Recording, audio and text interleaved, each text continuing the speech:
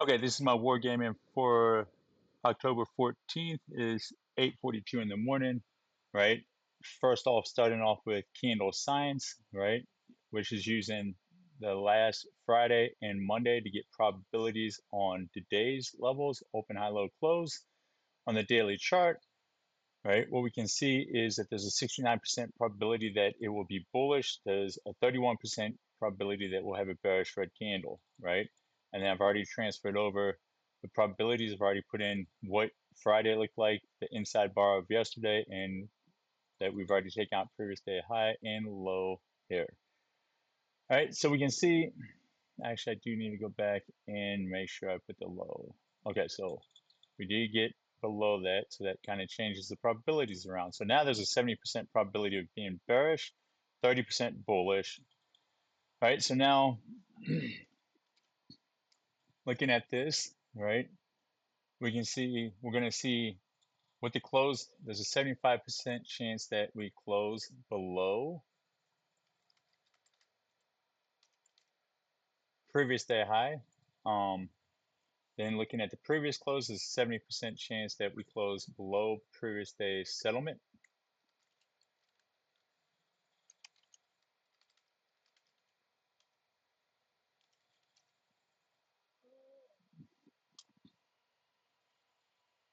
There's a 55% chance that we close below previous day open, which is right here. And then there's a 60% chance that we close above previous day low, right? So we'll put 60% above right there. Overall, thinking it's going to be a red day. We've ranged a lot. Moving on to the daily profile, which we use to determine um, based off of what Asia, London, and New York, like what the probabilities of New York 1 is going to be. We see that overnight we were long false and short true, meaning it was a bearish overnight.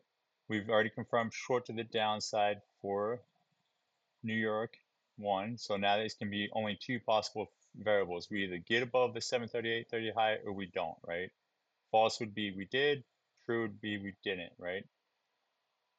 We know that we have London and Asia to the upside that can still be touched. There's an 89% chance that Asia OU is hit. However, which is all the way up near settlement and all that. However, we can see that from a time perspective, we have lost that edge. So it's not really 89%, and we're not expecting Asia to get rated, right? London has not been broken yet. So let me fix that. And we can see that there is a 69% probability that London is broken. We've already missed the mode to median timeline from 7:30 to 7:45. So the next mode is 9:30 to 9:45. That would go and play with the false, meaning we had to breach the 7:30 to 8:30 to breach this London OU. There is a 65% probability that we do turn false between 9:30 and 10:30. So we're going to go in and account for that, right? And we can see that now that London has an 84% probability of being broken. And so that would be target one if we get above the 930, around 930 to 1030. Looking at P12 levels,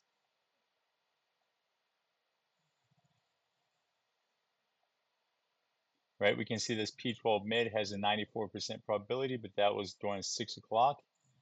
It's less during 9:45 to 10, right?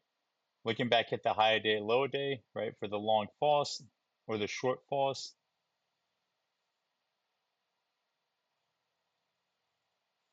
we can see there's a high probability that we put the low of the day in between 9:30 and 9:45. And I don't know if this is going to come true because end of day, high day. However, we've already moved twice as much of the 10-day median range. So that would be very crazy and would have to require news to get us an end of day, high day, right? Looking at the current short true, like, so that was all the variable for long fall. So we come between previous day low, previous 12-hour low, we net off of it, and then we start zooming up the P12 mid, and then we sit there and range the rest of the day. If we get a short true, let me go back to the short false real quick so we can cover this current high of day, right? We don't have too much data for the current high of the day, the 2030, for a short false scenario. For a short true, though, like we do have probabilities for a short true, right? And you can see that the mode for a short true is 20 to 2015, falls in that bucket from a time and price standpoint, right? Like, so we can consider a short true, right? We can see that London does not get hit. It has a 59%, 58% probability of not being broken. And if it was going to get broken, it would have already happened between 7:30 and 7:45. So that goes along with we can't get above 7:30 to 8:30 box. So let's talk about how this looks, right? And before we leave the screen, we'll see high of the day was at 2000, and then we expect low of the day between 14:15 and end of day, right? Um, and then that would give us this scenario right here. So if we see 9:30 start selling off, right, and we can't get back above 9:30, we expect the next 3 hours to be down and to the right, and for ultimately for us to continue heading down to the right, and we'll use New York 2 ranges to figure out what the move is in the afternoon, right? For a short false, we expect the low to get put in either at 9:20, possibly 9 o'clock, or the majority of the time it happens between 9:30 and 9:45, and then we reverse and start ripping it upside, right? So now we are within that P12 low and the previous day low currently. So I'll be looking for net in action right here to support that short false, right?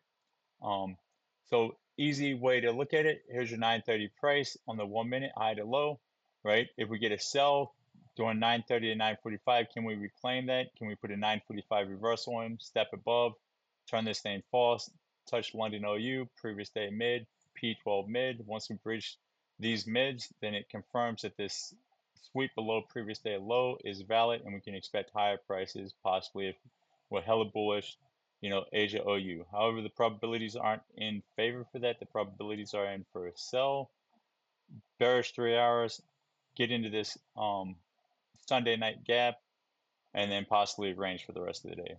Hopefully this was helpful. Later, haters.